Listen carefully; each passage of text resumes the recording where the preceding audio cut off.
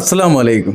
പ്രിയമുള്ളവരെ, വിവാഹ ധൂർത്തിനെതിരെ, വിവാഹ ആർഭാടങ്ങൾക്കെതിരെ പല മസ്ജിദുകളിൽ നിന്നും അതുപോലെ തന്നെ വേദികളിൽ നിന്നും നമ്മൾ കേൾക്കാറുണ്ട്, വിവാഹ ആർഭാടം പാടില്ല, വിവാഹ ആർഭാടങ്ങളിൽ നിന്ന് വിട്ടു നിൽക്കണം എന്നൊക്കെ പറഞ്ഞുകൊണ്ടുള്ള പ്രഭാഷണങ്ങൾ, നസീഹത്തുകൾ നമ്മൾ കേൾക്കാറുണ്ട്. എന്നാൽ ഇത് പറയുന്ന ആളുകൾ തന്നെ അവരുടെ വീടുകളിൽ നടക്കുന്ന വിവാഹങ്ങൾ അത് അത്യാർഭാട രൂപത്തിലാണ് നടത്താറുള്ളത്.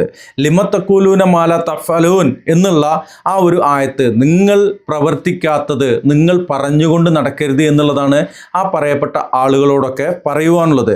പാണക്കാട് കുടുംബത്തിലെ പല ആളുകളും വിവാഹ ധൂർത്തിനെതിരെ വാദോരാതെ പറയാറുണ്ടെങ്കിലും പാണക്കാട് കുടുംബത്തോട് ഒരു വിരോധമില്ല. എന്നാൽ അവരുടെ ഒരു വിവാഹം പല ആളുകളും വീഡിയോകളിലൂടെയൊക്കെ കാണിച്ചിരുന്നു. ആ ഒരു കാര്യം ശ്രദ്ധയിൽപ്പെടാത്തത് കാരണം വിട്ടുപോയതാണ്. അപ്പോൾ അവരുടെ ഒരു വിവാഹം, ആർഭാടപൂർവമായ ഒരു വിവാഹമൊക്കെ നടന്നിരുന്നു. ഇവിടെ ഇന്ന് കാണിക്കുവാനുള്ളത് ആ വിവാഹത്തിൻ്റെ ഒന്നുമല്ല. ഇന്ന് ഒരു പള്ളിയിലെ ഒരു ഖത്തീബ് അവിടെയുള്ള പള്ളിയിലുള്ള ആളുകൾക്ക് നൽകുന്ന ഒരു നസീഹത്താണ് കേൾപ്പിക്കുവാനുള്ളത്. മനസ്സിലാക്കുക, വിവാഹ ധൂർത്തുകൾ, ആർഭാടങ്ങൾ, വിവാഹം ഒരു നല്ല രീതിയിലൊക്കെ ആവാം, എന്നാൽ അത്യാർഭാടപൂർവമാക്കിക്കൊണ്ട് അത് ധൂർത്തിൻ്റെ ഏറ്റവും വലിയ എല്ലാ സീമകളും ലംഘിച്ചു കൊണ്ടുപോകുന്ന വിവാഹ ആർഭാടങ്ങൾ, അതിൽ നിന്ന് വിട്ടുനിൽക്കുകയാണ് വേണ്ടത്. ഇസ്ലാമിക വിവാഹങ്ങൾ അത് ആ ഒരു യഥാവിധി മറ്റുള്ള ആളുകൾക്ക് കൂടി പ്രചോദനമാകുന്ന വിധത്തിലായിരിക്കട്ടെ നമ്മുടെ വിവാഹങ്ങൾ, നമ്മുടെ മക്കളുടെ വിവാഹങ്ങൾ, നമ്മളുടെ വീട്ടിലെ വിവാഹങ്ങൾ എന്നാണ് പറയാനുള്ളത്. കൂടുതൽ പറഞ്ഞു പോകുന്നില്ല.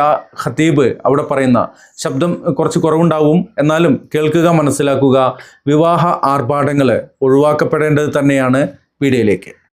ഏറെ പ്രാധാന്യമുള്ളതും നമ്മളൊക്കെ നിർവഹിക്കേണ്ടതുമായ ഒരു കാര്യമാണ് വിവാഹം. അപ്പോൾ അത് ഇസ്ലാമികപരമായി ആ വിവാഹത്തിന്റെ ചടങ്ങുകളും അതുമായി ബന്ധപ്പെട്ട കാര്യങ്ങളൊക്കെ നടക്കുക എന്നുള്ളത് വിശ്വാസികളായ നമ്മളെ സംബന്ധിച്ചിടത്തോളം വളരെ പ്രധാനപ്പെട്ടതാണ്. യുവാക്കളാണ് ഇതൊക്കെ അറിയേണ്ടത് പ്രത്യേകിച്ചും. അതുകൊണ്ട് നമ്മുടെ നാട്ടിൽ നടക്കുന്ന കല്യാണം ബന്ധപ്പെട്ട് പെണ്ണുകാണൽ ചടങ്ങിൽ ഒരുപാട് സംഗതികൾ, അനാചാരം എന്ന് പറഞ്ഞാല് ഇസ്ലാമുമായി ദീനുമായി ഒരു ബന്ധവുമില്ലാത്ത മുസ്ലിം വിവാഹമാണോ എന്ന് പോലും തെറ്റിദ്ധരിച്ചു പോകുന്ന രീതിയിലേക്ക് നമ്മുടെ നാട്ടിലെ വിവാഹവുമായി ബന്ധപ്പെട്ട കാര്യങ്ങൾ നടന്നുകൊണ്ടിരിക്കുകയാണ്. ഏറ്റവും ചുരുങ്ങിയ പറഞ്ഞ ഒരു പെണ്ണുകാണൽ ചടങ്ങിൽ ഇസ്ലാമികപരമായി കല്യാണം കഴിക്കുന്ന ഒരു പുരുഷന്, ഒരു ചെറുപ്പക്കാരനെ, യുവാവിനെ, ആ പെണ്ണിനെ ഒരു വട്ടം പോയി കാണാം. അത് സുന്നത്തായ കാണലാണ്. പിന്നീട് ആ പെണ്ണിനെ അവൻ കാണണമെങ്കിൽ നിക്കാഹിന് ശേഷമല്ലാതെ ഇസ്ലാം അത് അനുവദിക്കുന്നില്ല. എന്നാൽ ഇന്ന് പറയുന്ന സങ്കടകരെന്ന് പറയട്ടെ, പെണ്ണുപോയി കണ്ട് ആ കല്യാണം ഉറപ്പിച്ച് രണ്ടാമത് സ്ത്രീകൾ മുട്ടായി കൊടുക്കാൻ വേണ്ടി പോകുന്ന ചടങ്ങ്, 100-150 ആളുകൾ, ഒരു പവൻ സ്വർണത്തിന് പോലും ഗതിയില്ലാത്ത, വാങ്ങാൻ കഴിയാത്ത ഒരു രക്ഷിതാവ്, ആ പെണ്ണിന്റെ വാപ്പ, ആ വീട്ടിലേക്ക് 100-150 ആളുകൾ ഒരു ഹയാവുമില്ലാതെ, ഒരു ലജ്ജയുമില്ലാതെ ഈ പെണ്ണുകളിങ്ങനെ പോവാണ്, വരിവരിയായി മുട്ടായി കൈ പിടിച്ചിട്ട്. അതുപോലെ മുന്നിൽ നടക്കുന്ന ആരാ? ഈ പെണ്ണ് കെട്ടാൻ പോകുന്ന ചെറുപ്പക്കാർ ട്രോളിയിൽ മറ്റും മുട്ടായി കൊണ്ടുപോയിട്ട് എന്നിട്ട് ഈ പെണ്ണിന്റെ മുമ്പിൽ പോയി മുട്ടുകുത്തി നിന്ന് ഒരു ഹയാവുമില്ലാതെ എന്റെ ചെറുപ്പക്കാരിങ്ങനെ അതപ്പറിച്ചു പോകുന്നത്. സ്ത്രീകളുടെ മുമ്പിൽ അവർ ആധിപത്യമുള്ള ആളുകളാണ് പുരുഷന്മാർ. സ്ത്രീയുടെ മുന്നിൽ പോയി മുട്ടുകുത്തി എന്നിട്ട് മുട്ടായി കൊടുക്കുക, എന്നിട്ട് ഈ പെണ്ണ് നല്ല സേന എന്നുകൊണ്ട് മുട്ടി പൂവാകാം. ഇതൊക്കെ എവിടെയാണ് ഈ സംസ്കാരം നമ്മൾ പഠിച്ചത്? ഇത് തിരുത്തണം. എന്റെ പ്രിയപ്പെട്ട മഹലിന്റെ ഉത്തരവാദിപ്പെട്ട ആളുകൾ, ഈ മക്കൾക്ക് ജന്മം നൽകിയ രക്ഷിതാക്കൾ ഗൗരവത്തോടെ ചിന്തിക്കണം. ഈ മക്കളും ഈ മക്കളുടെ സന്താന പരമ്പരകളും നാളെ ആഖിറത്തിൽ നിങ്ങൾക്ക് ഒരു ഉപകാരം ചെയ്യണമെങ്കിൽ ദീനനുസരിച്ച് മക്കൾ അവരെ നടത്തിയില്ലെങ്കിൽ അവർക്ക് ഉപകാരം ചെയ്യില്ല. ഇന്നത്തെ ഖുതുബയിൽ പറഞ്ഞിട്ടുണ്ട്, മക്കൾ ഉപകരിക്കൂല. ബറക്കത്തിന് വേണ്ടി തങ്ങന്മാരെയും ഉസ്താദുമാരെയും പോയി ദ്വാരത്തിട്ട് കാര്യമില്ല. ദീനിയായ ചടങ്ങാണ് വിവാഹത്തിന്റെ പേരിൽ നടക്കേണ്ടത്. ഈ തോന്നിവാസം മുഴുവൻ ചെയ്യുകയും ചെയ്യും. എന്നിട്ട് അത് സ്റ്റാറ്റസ് വെച്ച്, പാട്ട് വെച്ച് നാട്ടിലെ മുഴുവൻ ചെറുപ്പക്കാരും അത് സ്റ്റാറ്റസ് വെക്കുകയാണ്. എന്നിട്ട് കുടുംബമാകട്ടെ, മഹളമാകട്ടെ, അല്ലാത്തവരാകട്ടെ ഇത് കണ്ടുകൊണ്ടിരിക്കുകയാണ്. വെറുമൊരു ജാഹിലിയ സംസ്കാരത്തിലേക്ക് നമ്മുടെ നാടെന്തുകൊണ്ടാണ് ഇങ്ങനെ പിടിച്ചു പോകുന്നത്? തെറ്റ് ചെയ്യുന്നു, ചെയ്ത് എന്തിനാണ് പരസ്യപ്പെടുത്തുന്നത്? തെറ്റ് ചെയ്താൽ പോലെ അവന്റെ സ്വന്തം വീട്ടുകാർക്കും വാപ്പാക്കുമാർക്കും ദീനനുസരിച്ച് മക്കളുടെ കല്യാണം കഴിക്കണം നിർബന്ധമില്ലെങ്കിൽ കഴിക്കണ്ട. എന്തിന് നാട്ടുകാരെ കാണിക്കണം? ഈ തോന്നിവാസം നമ്മൾ നിർത്തിവെക്കണം നമ്മുടെ മഹലിൽ. അത് മഹല്ല് കമ്മിറ്റി തീരുമാനിച്ച് പാസ്സാക്കുന്ന സംഗീതമല്ല. ജന്മം നൽകിയ വാപ്പമാർക്ക് ഉമ്മാർക്ക് പോകണം. എന്റെ മകൻ കല്യാണം കഴിക്കുമ്പോ, എന്റെ മകളുടെ കല്യാണം കഴിയുമ്പോ ദീനിയായി മുത്തുനബി സല്ലല്ലാഹു അലൈഹി വസല്ലം തങ്ങൾ ഇഷ്ടപ്പെടുന്ന രീതിയിൽ, റഹ്മത്തിന്റെ മലായികത്തിന്റെ സാന്നിധ്യം ഉണ്ടാകുന്ന രീതിയിൽ, ബറക്കത്തുണ്ടാകുന്ന രീതിയിൽ എന്റെ മകളുടെ വിവാഹം കഴിക്കണം. എന്ന ചിന്ത ഓരോ വാപ്പമാർക്കും ഉപ്പമാർക്കും ഉണ്ടാകണം. മകൻ ഗൾഫിൽ വലിയ ശമ്പളക്കാരനായിരിക്കാം, വലിയ ജോലിക്കാരനായിരിക്കാം എന്ന് കരുതി നമ്മുടെ മുത്തനബിക്ക് ഇഷ്ടമില്ലാത്ത ഇസ്ലാം പഠിപ്പിക്കാൻ കല്യാണം കഴിക്കാൻ പാടുണ്ടോ? അതുകൊണ്ട് എന്റെ പ്രിയപ്പെട്ട യുവാക്കളെ ഗൗരവത്തിൽ ചിന്തിക്കണം. നമ്മൾ ഹലാലല്ലാത്ത, അതുപോലെ കുടുംബ സദസ്സ്, കുടുംബയോഗം, കുടുംബ സംഗമം, ഒരു കുടുംബത്തിൽ എന്റെ വീട്ടിൽ എനിക്ക് ഹലാലായ എന്റെ ഭാര്യ, എന്റെ പൊങ്ങന്മാരെ ഉമ്മ, അതിലൊപ്പം എന്റെ വീട്ടിൽ ഹലാലായ കാണാനും തൊടാനും പറ്റിയ ആളുകളില്ല. എന്നിട്ട് നാട്ടിലെ വാപ്പാൻ അനിയന്റെ മക്കള്, കാർവാറ മക്കള്, ഉപ്പാന്റെ മക്കൾ, ഉപ്പാപ്പാന്റെ മക്കൾ, ഇത് മുഴുവൻ ആളുകൾ ഒരുമിച്ച് കൂടി ഒരേ സദസ്സിലിരുന്ന് സ്ത്രീയും പുരുഷനും ഒരുമിച്ചിരുന്ന് എന്റെ അവസാനം ഡാൻസ് കളിക്കാം.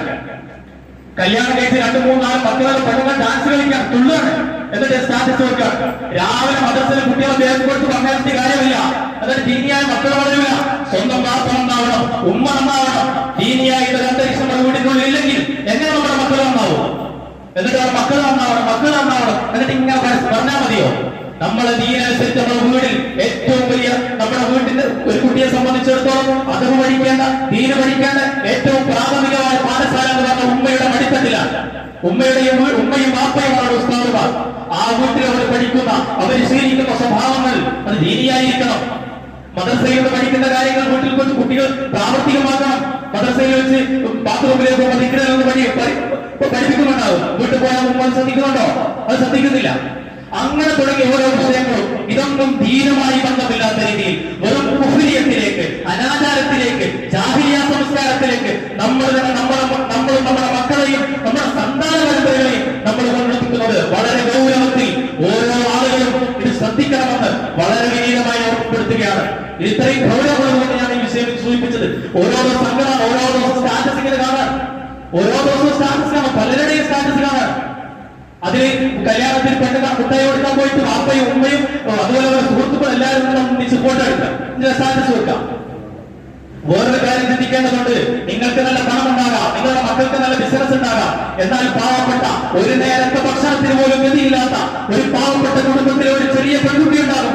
ആ പെൺകുട്ടികളും എന്റെ വാപ്പ ഒരു ഓട്ടോ ഡ്രൈവർ ആയതുകൊണ്ട്, എന്റെ വാപ്പ ഒരു രോഗിയായതുകൊണ്ട് എനിക്ക് അങ്ങനെ ഒന്നും കല്യാണം കഴിക്കാൻ പറ്റിയില്ലല്ലോ.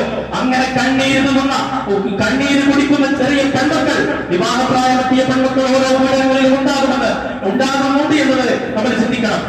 എല്ലാവർക്കും ജീവിക്കണ്ടേ? എല്ലാ സാമ്പത്തിക സ്ഥിതി പറഞ്ഞവർക്ക് കൂടി നാട്ടിൽ കല്യാണം കഴിച്ചു കൊടുക്കണേ മക്കളെ. നിങ്ങൾക്ക് പണമുണ്ടെന്ന് കരുതി എനിക്ക് ആർക്കാണമാക്കാൻ പറ്റുമോ? ഇനി ഞാൻ ഒരു കാര്യം പറയുമ്പോൾ, സ്വർണം കൊടുക്കുമ്പോൾ 60-40 സ്വർണം കൊടുക്കാൻ ഗതിയുള്ളവരുണ്ടാകും. അവർക്ക് രഹസ്യമായി കൊടുത്തോട്ടെ, പാവപ്പെട്ട ആളുകളെ പരിഗണിച്ചുകൊണ്ട്. അതുകൊണ്ട് പ്രിയപ്പെട്ട നിങ്ങൾ ഇത്രയും ഗൗരവത്തിൽ പറയുന്നത് സങ്കടം കൊണ്ടാണ്, വല്ലാത്ത പ്രയാസം. അല്ലാഹു തആല നമ്മളെയൊക്കെ നന്നാക്കി തരുമാറാവട്ടെ, നമ്മുടെ മക്കളെയൊക്കെ സ്വാലിഹീങ്ങളാക്കുമാറാവട്ടെ. നമ്മുടെ സന്താന പരമ്പരകൾ ദീനനുസരിച്ച് ജീവിക്കുന്ന നല്ല സ്വാലിഹീങ്ങളായി, മുഅ്മിനീങ്ങളായി അല്ലാഹു തആല മാറ്റി തരുമാറാവട്ടെ. ആമീൻ യാ റബ്ബൽ ആലമീൻ. അസ്സലാമു അലൈക്കും.